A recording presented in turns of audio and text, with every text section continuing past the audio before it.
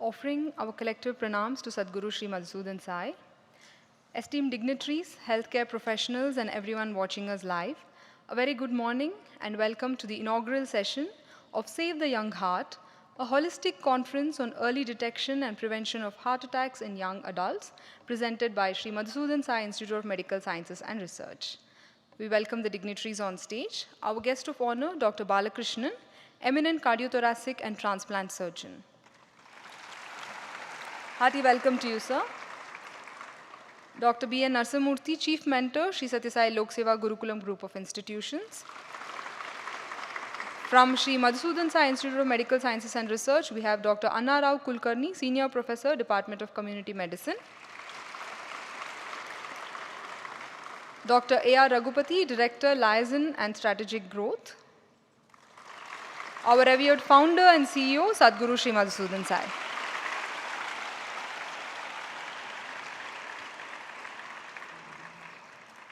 We request them to kindly come forward for the lamp lighting ceremony, symbolizing an auspicious beginning.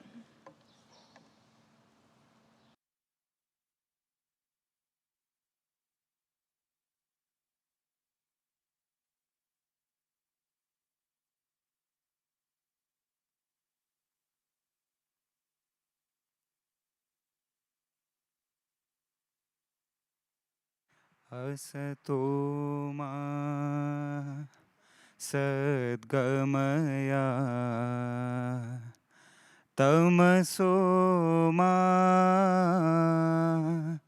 Jyotirgamaya Mrityorma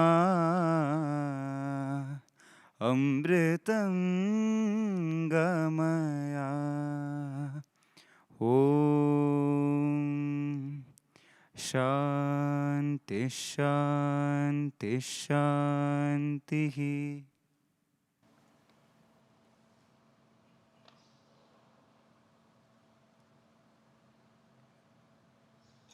We will commence the program with girl students chanting verses from Surya Upanishad.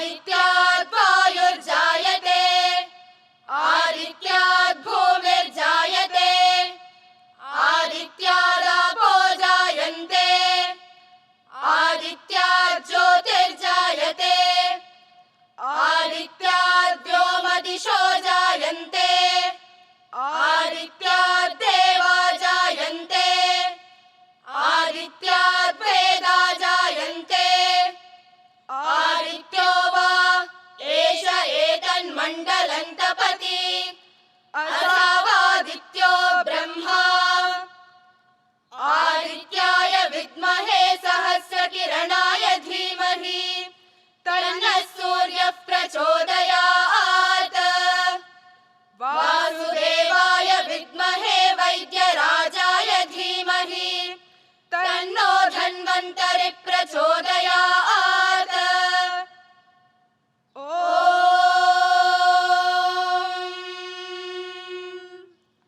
शान्ति शान्ति शान्तिः। हरिः ॐ तत्सत्। Shri साईश्वरार्पणमस्तु।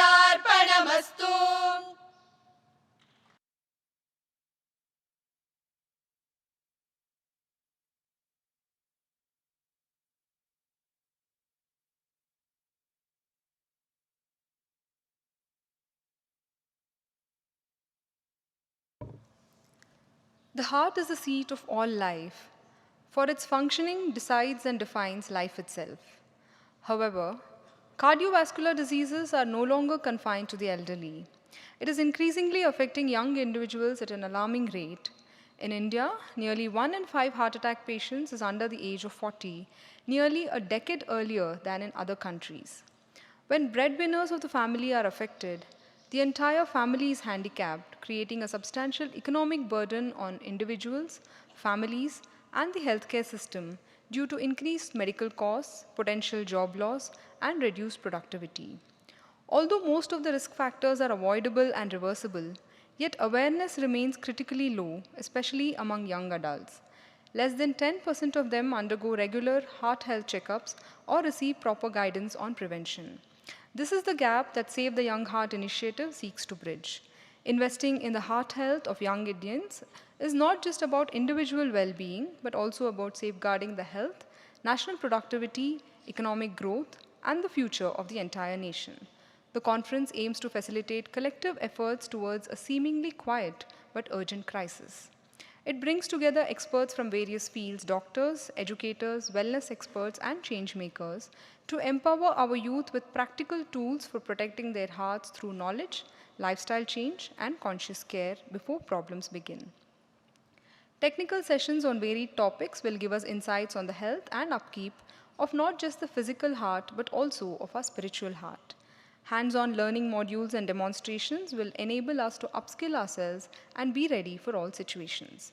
May we now invite Dr. Anand Agarwal, Head of Department, Cardiothoracic and Vascular Surgery, Sri Madhusudan Sai Institute of Medical Sciences and Research, to deliver the welcome address and introductory remarks. Having received extensive training at premier healthcare institutions in India and the UK, including the Oxford Medical School, he brings a wealth of over 25 years of experience and expertise. He is the founder of Save the Young Heart initiative, committed to promoting preventive cardiology. Dr. Agarwal, please.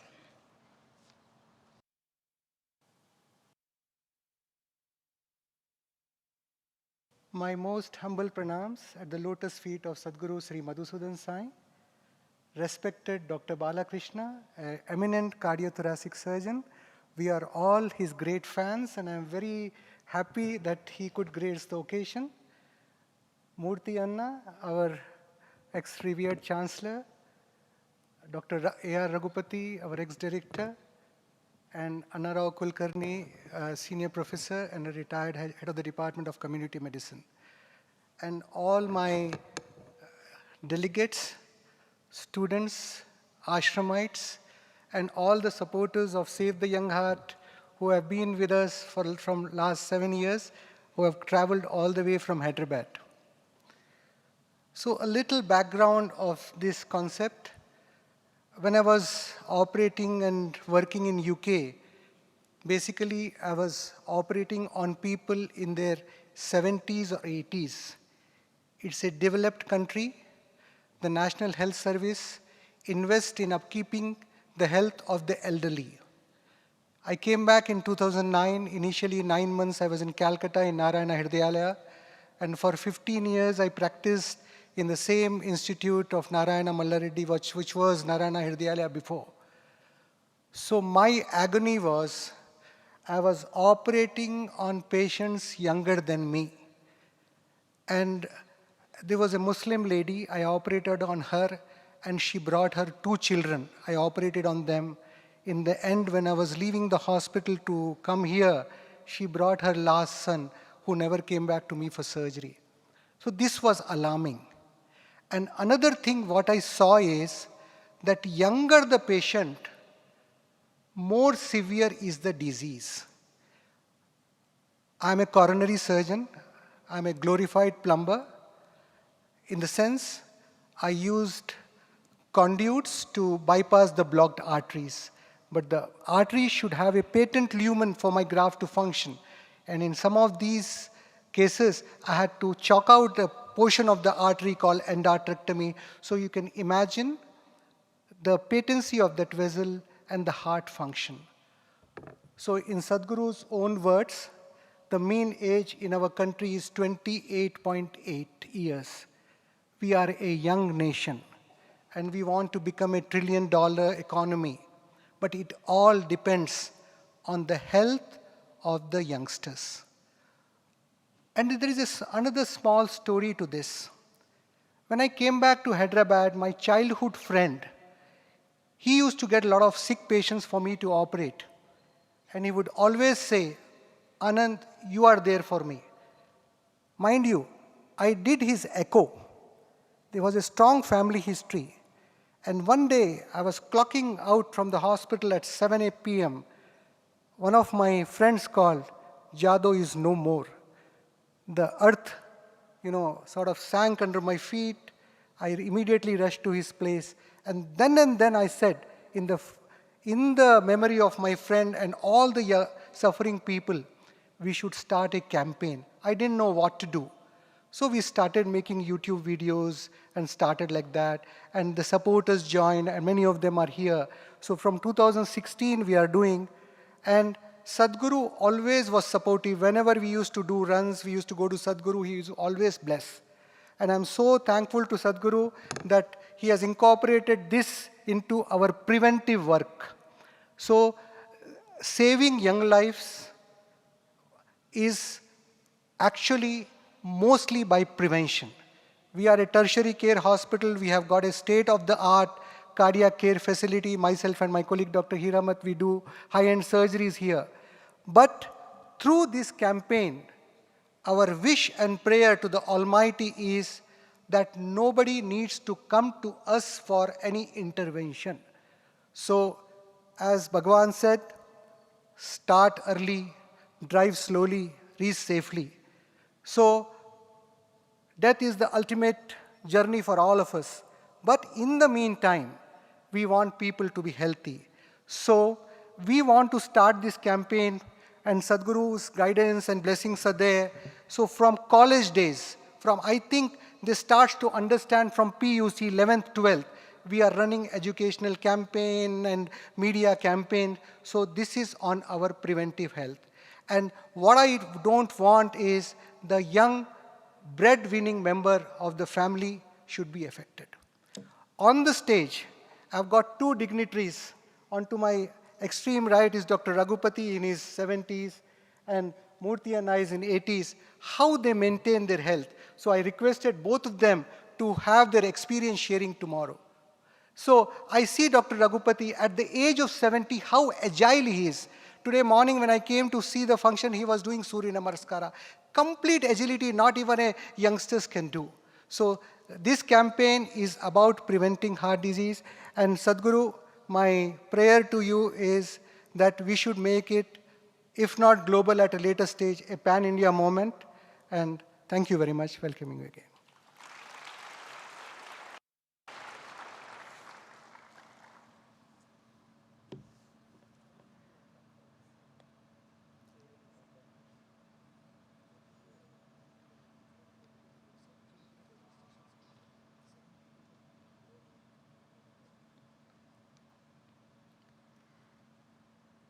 We as an organization are committed to the well-being of all. Therefore, all our programs are invested towards these key pillars essential for life and living. We will now have a short video presentation exploring the various service initiatives undertaken by Sri Madhusudan Sai Global Humanitarian Mission in the verticals of nutrition, education and healthcare. May we have the video, please? One world, one family is the ethos at the heart of our mission.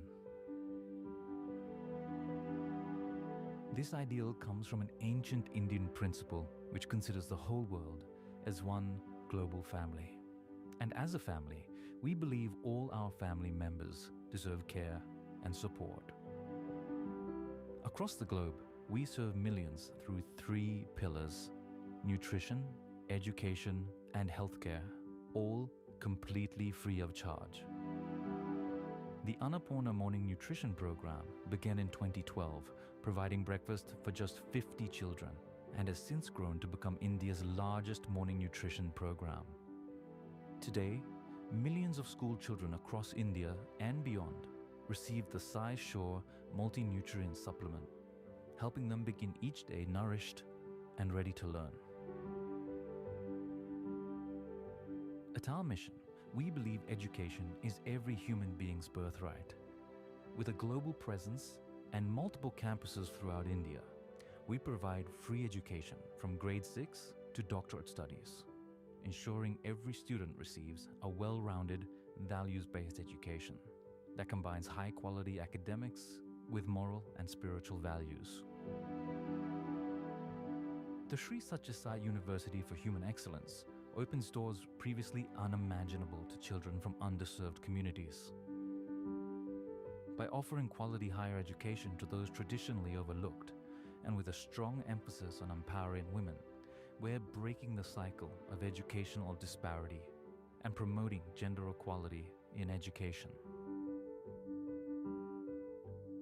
Meanwhile, our Skill Development Center equips rural youth with job-ready skills, and our scholarship program supports education for thousands of rural children.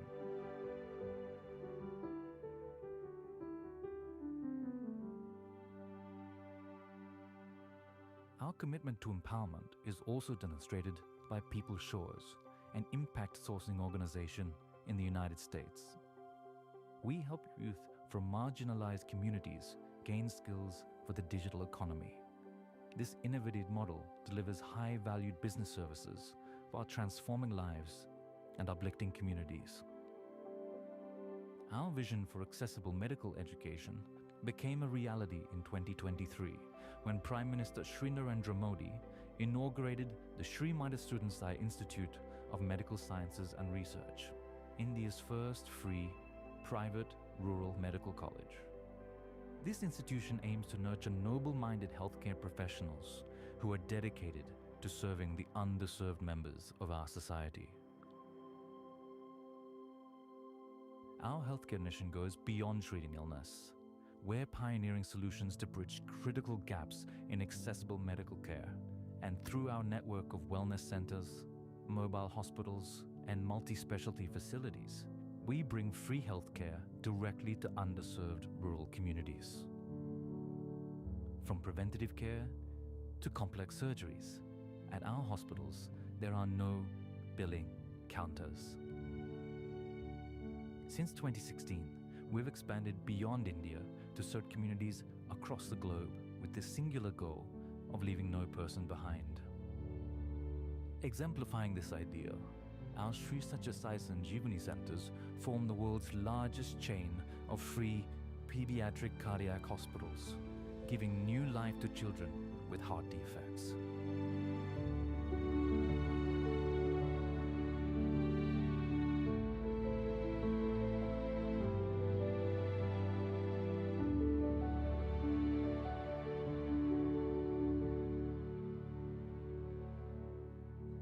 Continually growing needs worldwide, we're expanding our healthcare facilities with the world's largest free hospital, a 600-bed facility that demonstrates our dedication to accessible healthcare for all. Our vision is clear. A society where life's value is measured not in wealth, but in compassionate service to those in need. And this vision only becomes a reality with the contribution and generous support of our global family.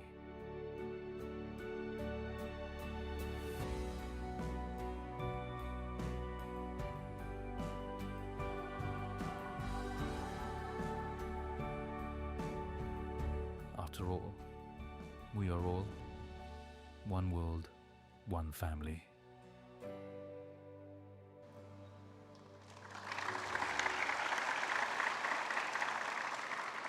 We now request Dr. Anna Rao Kulkarni to address the gathering.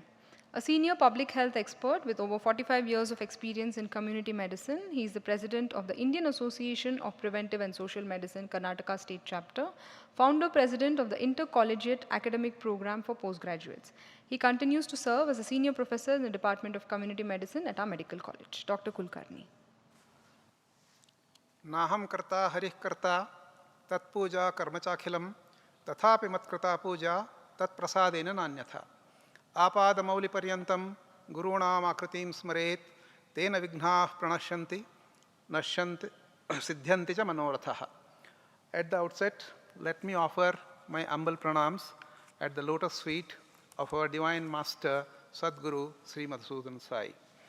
Respected dignitaries on the dais, off the dais, speakers, colleagues, delegates and friends, Sai Ram and good morning to all. It gives me immense pleasure and pride to welcome you all to this very timely and important conference, Save the Young Heart. At a time when non-communicable diseases, particularly cardiovascular diseases, are taking a heavy toll on the youth, this conference becomes not just relevant but absolutely essential. Today, we stand at the crossroads of a major public health transformation. Cardiovascular diseases remain the leading cause of mortality and morbidity worldwide, a challenge that calls not just for treatment but for prevention, education, lifestyle modification, and policy-level interventions. So I just will brief you how we thought of this conference. 4 months back, Dr. Anand Agarwal approached me and he said, I want to do a conference on the Save the Young Heart. Okay, I jumped on this idea with joy and grabbed this with both hands because I was myself I have experienced the importance of lifestyle modification. I was working in a previous medical college 8 years back. I used to have routine checkup every year. My physician told me that Dr. Kulkarni, your blood pressure is high. Last year also it was high. I told you to take medicines. You have refused. This is not acceptable at your age. You have to start medicines. So I started medicines because the best doctor in my hospital he said, I will be giving you the best medicine. Okay, I took medicines for 3.5 years, and after that he said, Dr. Kulkarni, your BP is not getting controlled. I want to add one more medicine. I said, fine, what to do? And I was strictly following all instructions given by my physician. I am a very good patient. Okay. After another 3.5 years, 7 years passed, he said, Dr. Kulkarni, BP is still not getting controlled. I want to add one more medicine. Okay. By that time, I had come in contact with a team with IIT Bombay. Okay. One of the team members will be here, Dr. Devji Patil, he will be coming, and Dr. Rupal Dalal. Along with them, I had started as a national president of IAPSM, Nutrition for Lifelong Health for all my medical college faculty and postgraduate students. And there they told me that your diet is the most important thing unless you change. See, every doctor tells you diet. There are people telling you about diet, but what exactly is the diet, they don't know. They are confusing you. There are so many people who are telling different diets, and here, I will be coming to that later in the discussion part because of shortage of time. I followed this lifestyle modification advised by this IIT Bombay team, and I have stopped medicine for the last 2 years, and my blood pressure is much better than when I was taking medicine. And the doctor who started this in IIT Bombay herself was also a hypertensive. She is a US-trained doctor, Rupal Dalal. When she came to India to work in the slums, and she was also following everything that is prescribed by the American doctors, and she developed hypertension. She says, again, medicines are not going to help. I have to change my lifestyle, and that's how they started the program. And one of the speakers who is coming tomorrow here, she is a known diabetic for 35 years on insulin for lifestyle modification. She has reversed her diabetes, not on medicine now. So I thought I should be doing something for the community. It has been very useful for me. So therefore, this idea came to us, and we have started, and here we are today with this conference. This multidisciplinary conference is born out of the recognition that prevention is no longer optional. It is the treatment, only treatment for these lifestyle disorders or metabolic disorders as they are called is only prevention, prevention and prevention. Modern treatment is only palliative.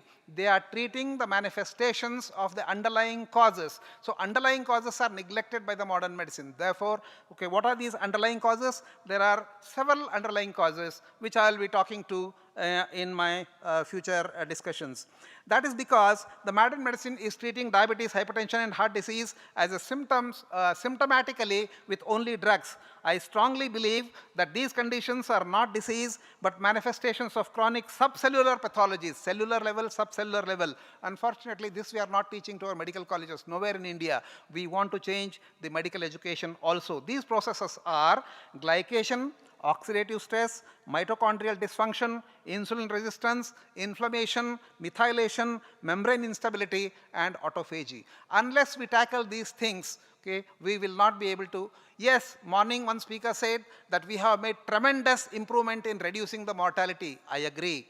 Mortality has reduced. What has happened to the prevalence?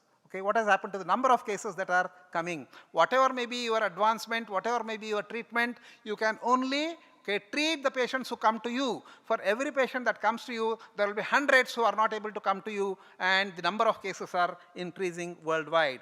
So one of the best metabolic health specialists in America who has written the book called Metabolical, Dr. Robert Lustig, he says these conditions are not druggable, but these conditions are foodable. That means food is only the treatment for this. That is one of the important lifestyle modifications. Morning, as I said, 80% of all problems are related to our food. We must understand what is the food and what food not to be consumed. I have emphasized in the morning also, all processed food are slow poison. If you have to tear a packet and eat, think that you are tearing your heart. So therefore, all processed food has to be avoided.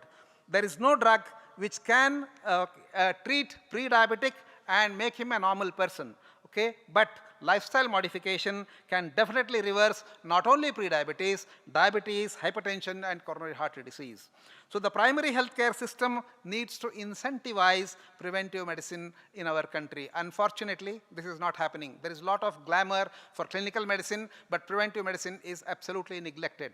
We have to change. Swami, in our institution, we are training our students and we have a dual training. We tell them this is to become a good doctor, but in the examination you have to answer only what is given in the books, because all the examiners read what is given in the books. So in the books, I had a discussion with the director of National Institute of Nutrition, Hyderabad.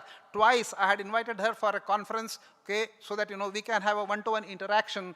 The nutritional advice or guidance that they are giving is not at all healthy. It is promoting insulin resistance. When I was a young professional in 1990, the first National Institute of Nutrition, that is ICMR institution guideline came. It was recommending 460 grams of cereals per day for adult, for sedentary worker, 460 grams. And I feel guilty now that I have advised my students and patients for 20 years and they have all become obese, because that is too much of cereals, carbohydrates. And they were recommending only 150 grams of pulses, vegetables. Now they have changed. The present recommendation says 270 grams of cereals from 460 through 270. And vegetables, they have made 500 grams and 100 grams of fruits. And milk, 150 grams. Now milk is 300 grams. So what I want to say is, the recommendation given with lot of research with the premier institution, with the best of the doctors, is not constant. When I questioned them, they said, we are following evidence, evidence-based medicine. Then I said, first evidence, what you collected was wrong. Second evidence you collected was wrong. Third evidence also you said you have given now. What is the guarantee that that evidence is correct? My Bhagavad Gita, which is 5,000 years old, not a comma, not a full stop has changed, but that advice, morning one speaker said Bhagavad Gita is the best textbook. I agree. For medicine, Bhagavad Gita is the best textbook. What Bhagavad Gita says? Ahara stopi sarvasya त्रिविधो भवति प्रियः यज्ञस्तपस्तथा दानं तेषां भेदमिमं शृणु. There are three types of foods: Satvika, Rajasika, Tamasika. Even NIN describes three. Okay, only the names are changed. They call it as sedentary worker, moderate worker, and heavy worker.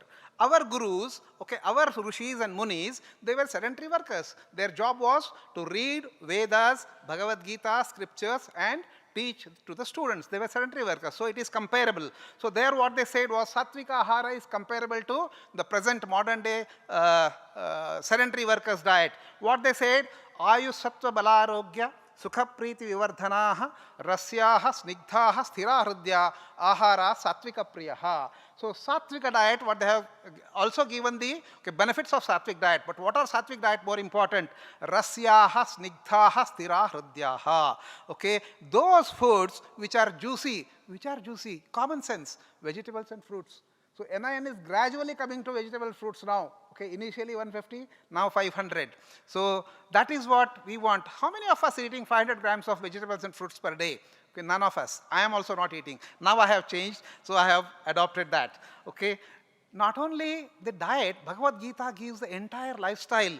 Natyashnatastu yogosti nachaikanta manashnataha nachadi swapna shilasya jagrato naivacharjuna. The one who eats too much or too less, one who sleeps too much or too less, he will not be healthy. That's what he says. Further they have said, Yukta ahara viharasya, yukta cheshtasya karmasu, yukta swapnava bodhasya, yogo bhavati dukkhaha. ಯುಕ್ತ ಆಹಾರ ವಿಹಾರ, ಕನ್ನಡದಲ್ಲಿ ಹೇಳಬೇಕಂದ್ರೆ ಆಹಾರ ವಿಚಾರ ಆಚಾರ ಆಹಾರ ವಿಹಾರ ಆಚಾರ ವಿಚಾರ ಇವು ಸರಿಯಾಗಿದ್ದರೆ ನಮ್ಮ ಆರೋಗ್ಯ ಚೆನ್ನಾಗಿರ್ತದೆ. ಅದೇ ನಾವು ಸರಿಯಾಗಿ ಮಾಡ್ತಾ ಇಲ್ಲ ಅಂದರೆ ಸರಿಯಾಗಿ ಆಗೋದಿಲ್ಲ. But when I discuss this in conferences and even with NIN director, they said that yukta you said, what is yukta we don't understand. NIN prescribes 270 grams or 370 grams, we can understand. So there again our scriptures have said, annena purayet ardham udakena tu tritiyakam udarasya chaturthamsham samrakshayet vayucharane. What they have said is only half of the stomach. Everybody knows what is your capacity. Eat half full. Don't eat, full to the brim. What we do is, when we go for parties, when particularly food is free, we eat, till we put a finger inside, it has to touch my finger. That much we eat. We have to eat only half of the stomach every time. Okay? And 1/4 of the stomach you fill with water, and remaining it has to be empty for mixing properly. The food has to be properly mixed with the digestive juices. Therefore, what I want to suggest here is, we have to have a moderation in our lifestyle. But it is very difficult. People say, we are addicted to food, sir. I want bed tea, I want breakfast, I want lunch, I want evening snacks, and I want dinner. Okay, this is addictive. Mind control is very, very important. Mind control is difficult, I agree, but it is not impossible. Even Arjuna told Krishna that mind control is very, very difficult. Chanchalam hi manah Krishna pramati balavadradam tasyaham nigraham manne vayor iva suduskaram. And Krishna did not deny. He never said, no, it is very easy. He said, asamshayam mahabaho mano durnigrahanchalam abhyasena tu kaunteya vairagyena tu grahyate. So that means two things he has advised. Abhyasa. Yoga you have to start daily. Yatha ashakti nirantaram. What is yoga? Is simply mind control. So Patanjali second sutra says, Yogaha chitta vritti nirodhaha. You have to control your mind, and by practice. Then vairagya. Morning I have said that kama, krodha, moha, lobha, mada, matsara, these are the root causes of our coronary artery disease, and we are running after everything only because of these things. If we have Tyagat Shantir Anantaram. That is also said in Bhagavad Gita. So we have to say or learn to say, Idanna mama, this is not mine. All material things are given by God, and this is for human service. If you have this attitude, we will be definitely having good health. So without taking much time, I thank Sadguru for guiding us, and he is the inspiration for all our activities, and our both departments, the cardiothoracic surgery and preventive medicine department, for doing this wonderful activity. We don't want to stop here. We want to take this forward, and prevention is the key to all the non-communicable diseases. Thank you.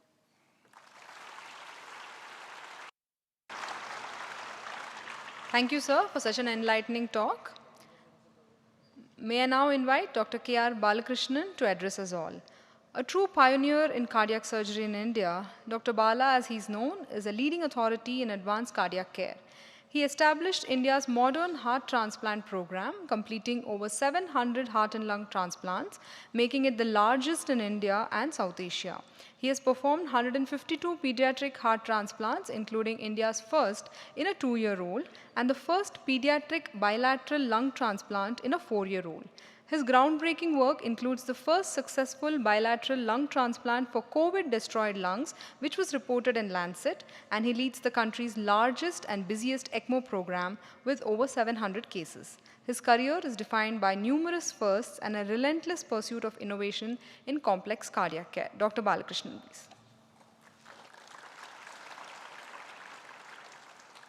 Respected Sadguru, distinguished dignitaries on the dais, Dr. Agarwal, thank you very much for inviting me for such a laudable conference, ladies and gentlemen. I listened to a lot of speakers and the theme of this conference, and it's very timely. The whole focus on early diagnosis and prevention is also complicated. There are several challenges to preventing coronary artery disease in this country, which have to be overcome. Some of them are personal, and some of them actually pertain to the community at large and the country, in fact. The coronary artery disease that we see clinically evident in patients that Dr. Agarwal spoke about operating, it is not a 1 or 2 days or 3 days disease. It starts very early in life. In fact, the first evidence that atherosclerosis starts as early as the age of 15 or 16 was first shown during the Korean War in 1951. It was the first time a large autopsy series of young soldiers who died in that war showed there were streaks of atheroma in soldiers as young as 20 and 21.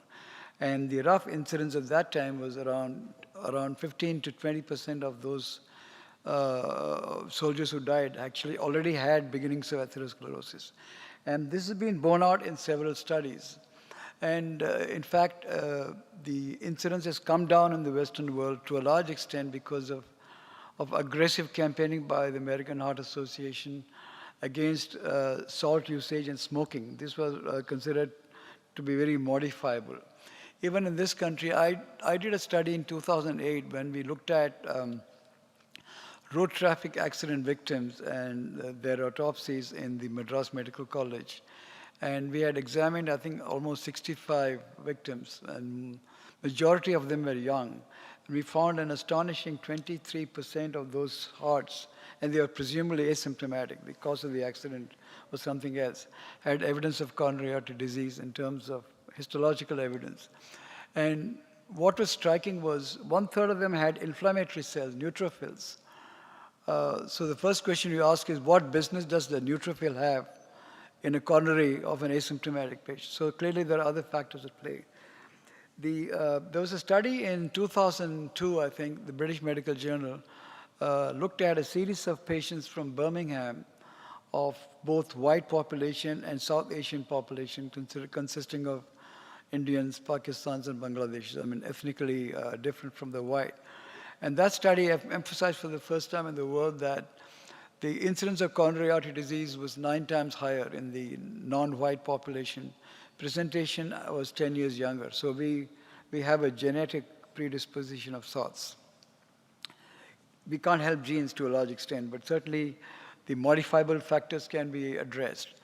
Amongst the other challenges is, contrary to what we might think, patients who have massive heart attacks often don't have lesions which are very tight. So even if you say, theoretically, that every citizen who's at risk will do an angiogram, that's not going to solve the problem, because very often the plaques which rupture are not very tight.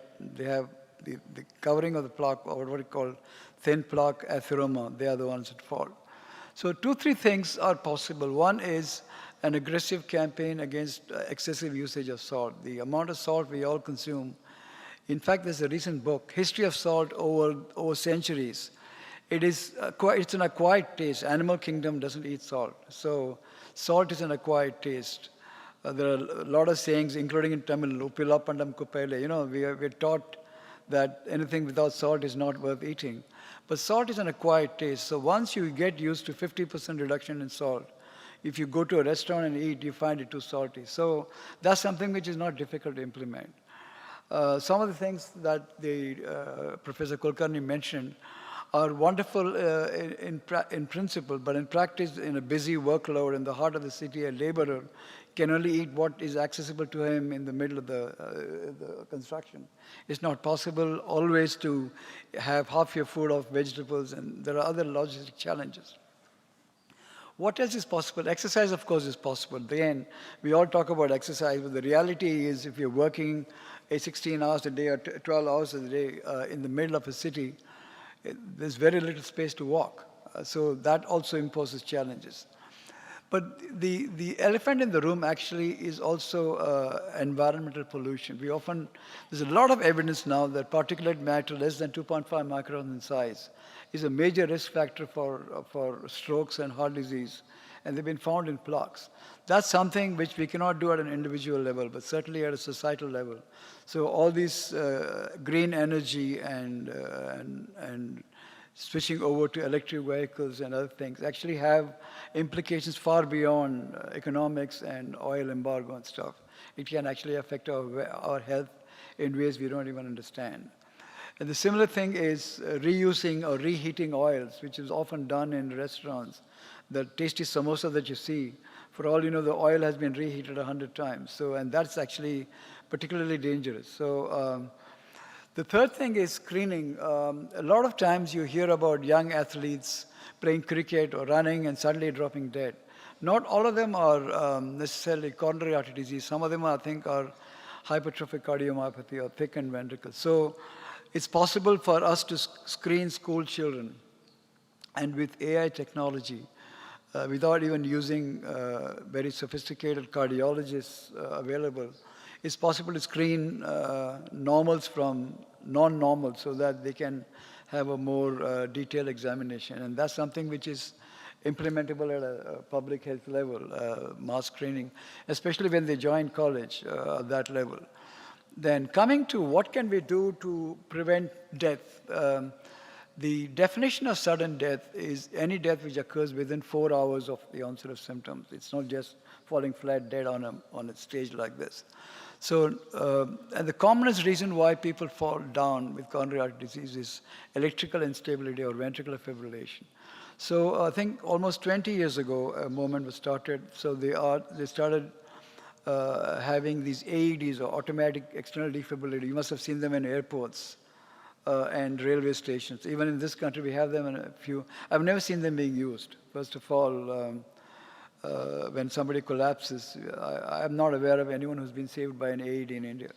Nevertheless, the more education is needed for people to know that most of these sudden deaths are because of electrical instability, and they can be revived if people are taught how to do CPR. So bystander CPR education could actually have an impact. And even if that results in a 30% reduction in mortality, that is 3 lives saved out of 10. That's not nothing.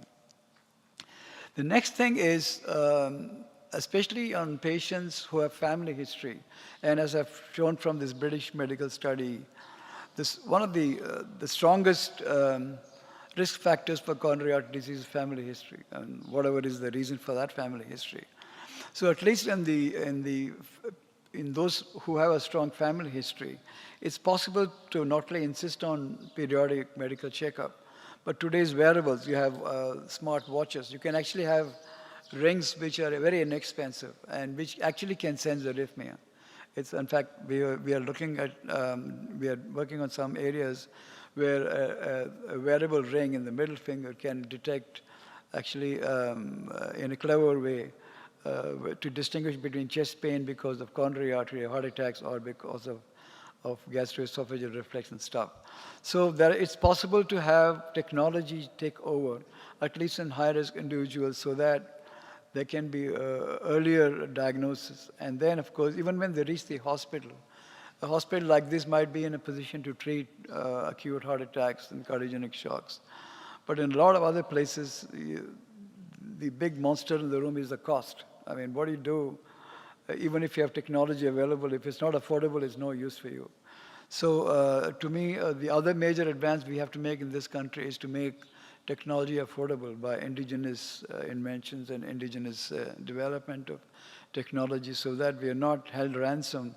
$1 is today 87 rupees. Who knows where that will end up? So we're always going to be have this sport hanging over our head of cost. So unless we become self-reliant in technology ourselves, we're never going to be able to solve this problem. But I think at the very least, conferences like this highlight the importance of heart disease or cancer or any other disease and leads to the focus on more healthy living, which is eventually the purpose of life is to live a healthy life. And to that extent, I think it's a wonderful initiative. I congratulate the organizers for this. Thank you very much.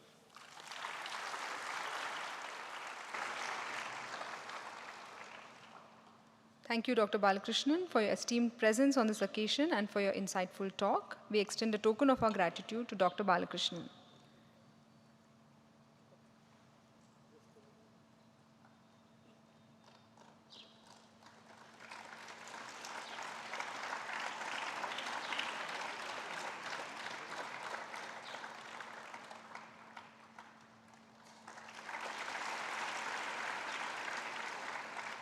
Thank you. We now pray to Sadguru for his benedictory address.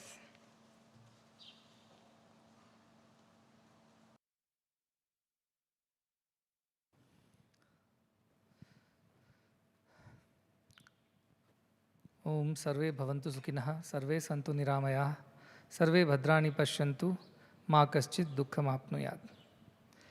Our prayer that may all be happy, may all be healthy, may no one have any sorrow, may all see good and auspicious things everywhere, can only be fulfilled through a collective effort, a concerted effort by all sections of the society. And one part of this prayer, Sarve Santu Niramayaha, which is also the motto of the hospital, which says, may all be healthy. And just by praying, nobody becomes healthy. It's by consistent, disciplined efforts that people become and remain healthy. And this conference today, which is being organized by the Institute under the banner of Save the Young Heart, through the instrumentation of Dr. Inaugural and team, is truly commendable because it is an idea whose time has come. It is very timely, especially in Karnataka in the recent few weeks. We have been listening to this heartbreaking news that so many youngsters are dying of heart attacks. They are school-going children to young budding professionals to working people to even the elderly. It's all kinds of people, and that has suddenly brought this whole thing into limelight. And governments are concerned. Hospitals are worried, and I believe that people have become a little more aware than what they were. They were casual. The last time I know people were very aware of heart problems were when Dr. Puneet Rajkumar passed away, unfortunately, while gymming. As he came out, he had a chest pain, and then he just collapsed, and he could never recover. So people became careful by then that we should be careful not to ignore such symptoms. But then most of the times in India, we take one thing for the other. We think it's a gastric problem. So chest pain is because of gas, and then we don't go to hospitals and don't check. Of course, it's also because of all the eating that we do that gas problems are a commonplace in India, so you can never distinguish. So I'll go back to Dr. Kulkarni said so wonderfully, Yukta ahara viharasya yukta cheshtasya karmasu. All things have to be in moderation. The middle path, the golden mean. Moderation is the way of life. And that helps us to stay steady and balanced and also maintain the discipline. Ahara vihara, what you eat and where you go. All these matter. What you desire for, what you work towards. How much you sleep, how much you are awake. All these have to be in moderation. So moderation, I think, is a very magical word. If the society follows this idea of moderation, a lot of problems can be solved. And whether it's Bhagavad Gita, or whether it's Ayurveda, or whether it's just our indigenous grandmother's knowledge of how to maintain health, everything starts with moderation. There is some problem with the mic, I think. Do you want to check?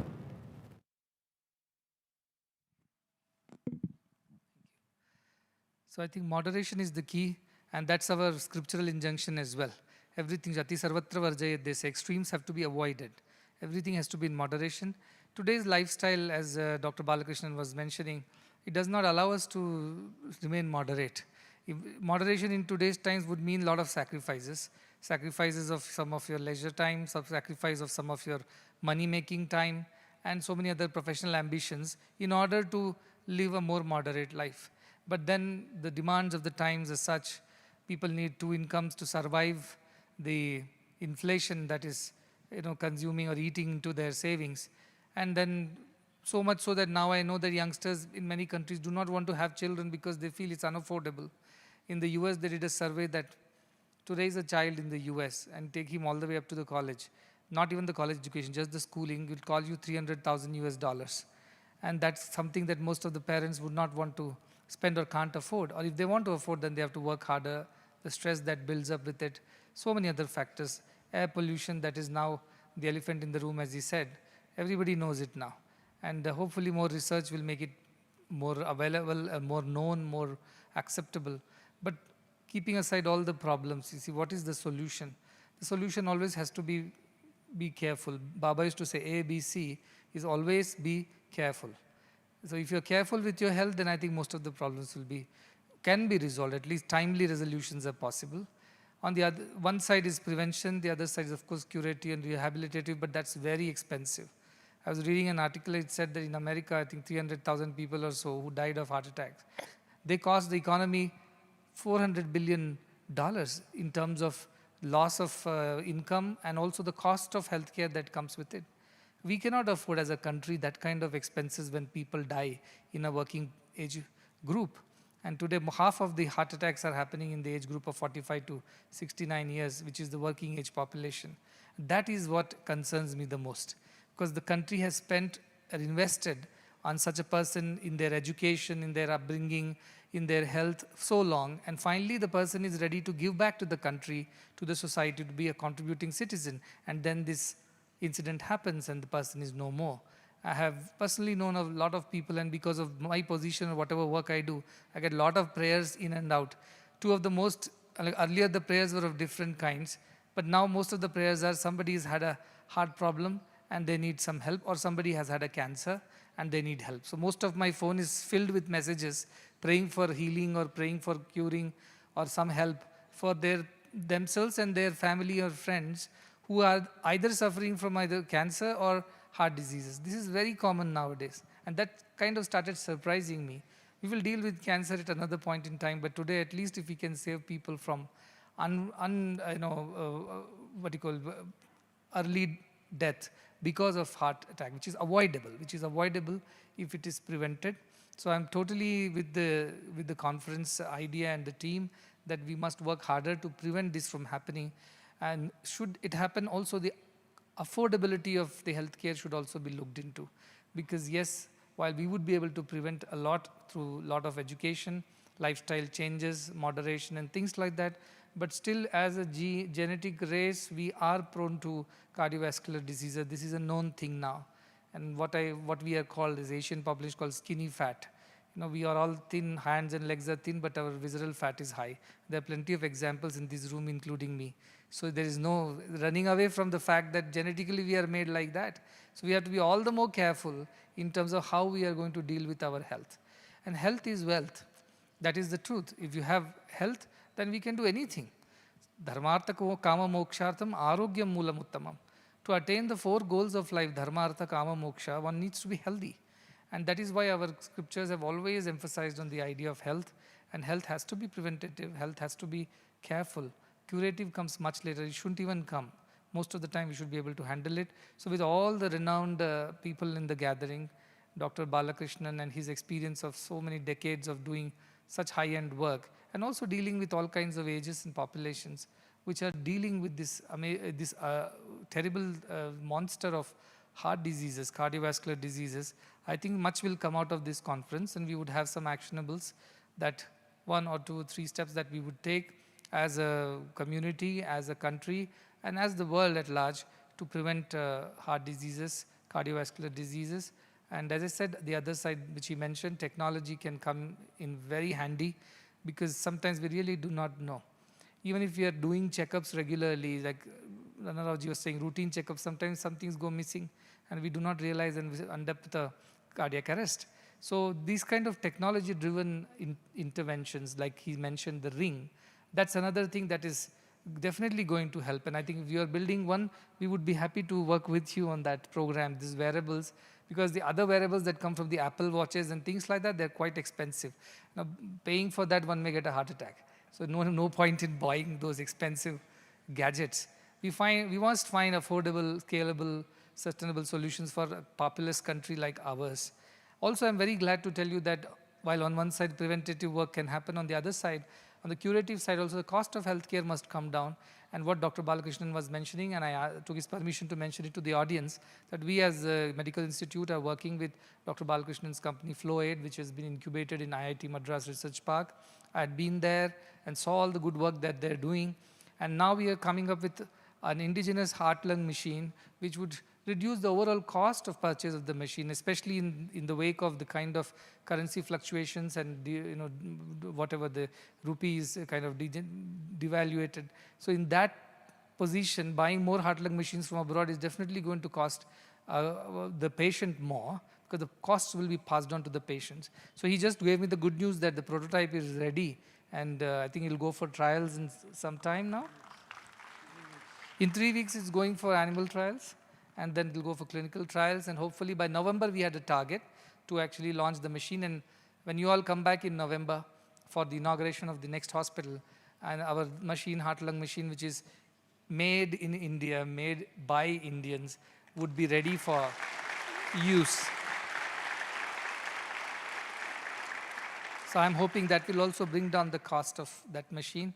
I think detection and curation both can happen with technology. I would definitely be interested in more ideas like this.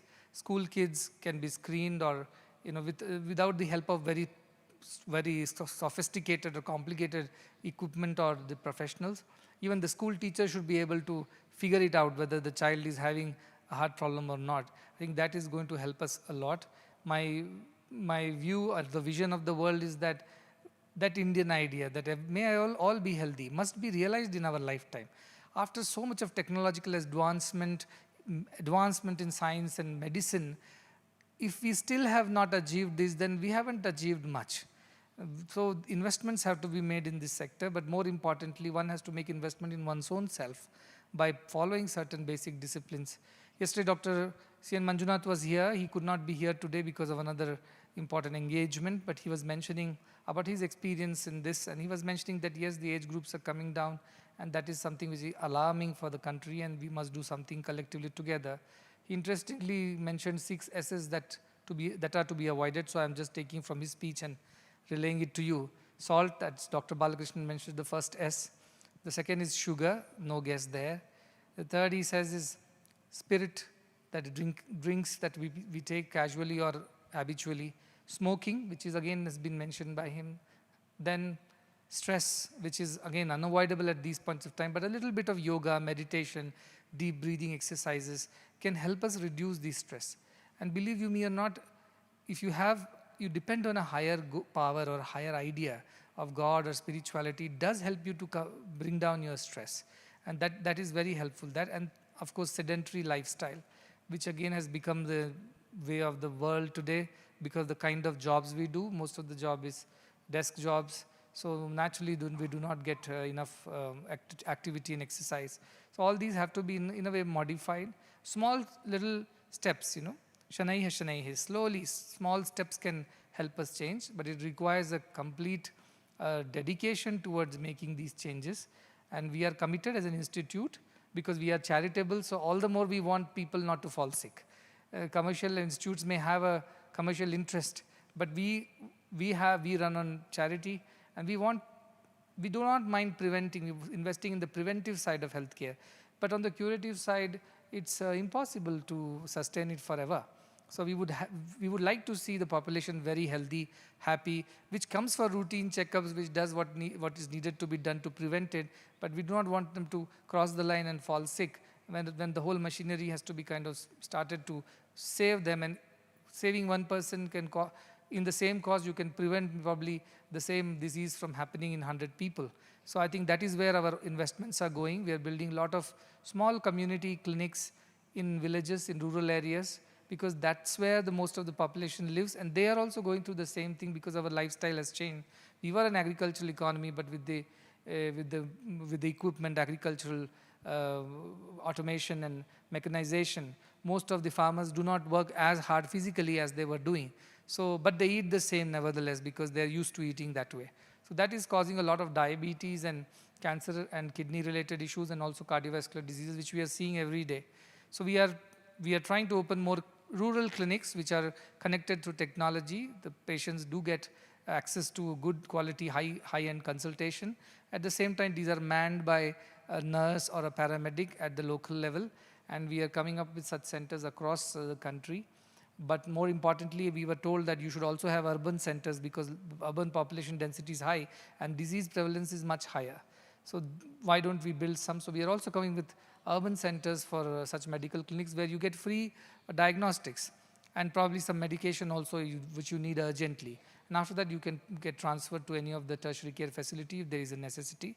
So we would like to support the health of the people this way. We are a growing country, a growing economy. We cannot afford to fall sick, and we cannot afford to die. This is our time. This time is India's time. This decade is India's decade. And this is the time when we have to deliver. We have waited for this for centuries to happen. And finally, after such a long wait, we are in that position as a country to really make an impact on the world.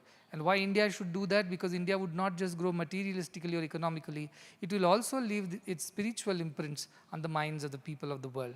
So this is the time for India. And if we just are spiritually evolved country, but we do not have economic progress, nobody is going to respect us and listen to us. So we have to do both.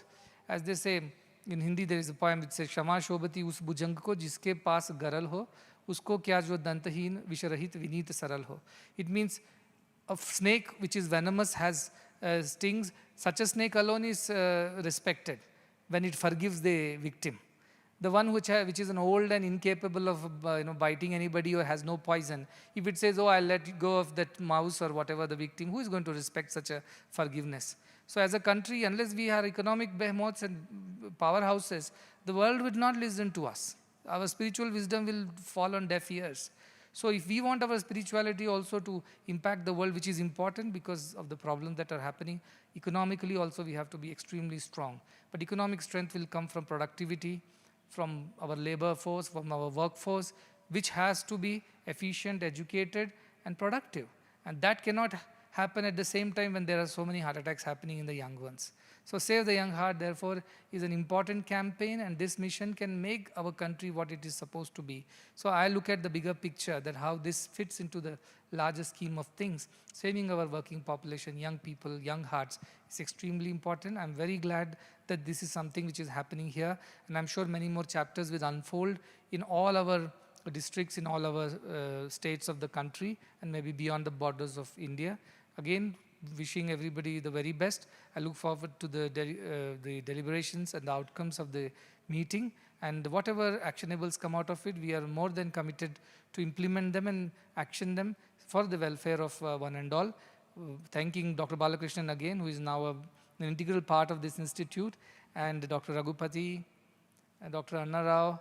I think he gave my discourse, that's what I felt. I came prepared with Bhagavad Gita, but I felt that there's no point in speaking.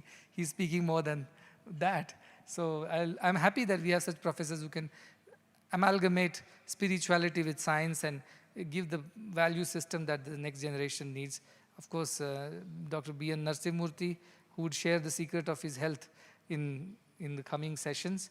And I think one of the real secret for his health is a surrendered life to the divine. Whatever happens, he's able to take it in his stride because he has that sense of surrender. So with that, I think I would conclude congratulating Dr. Anand, the entire team of cardiovascular surgery, Dr. Hiramat, Dr. Naveen, the cardiologist, and everybody else, Dr. Annie and the team. Wishing you the very best, and looking forward to the outcomes of the conference. Thank you.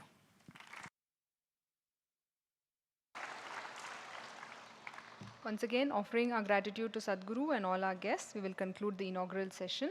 We request our dignitaries to please come forward for a group photograph, please.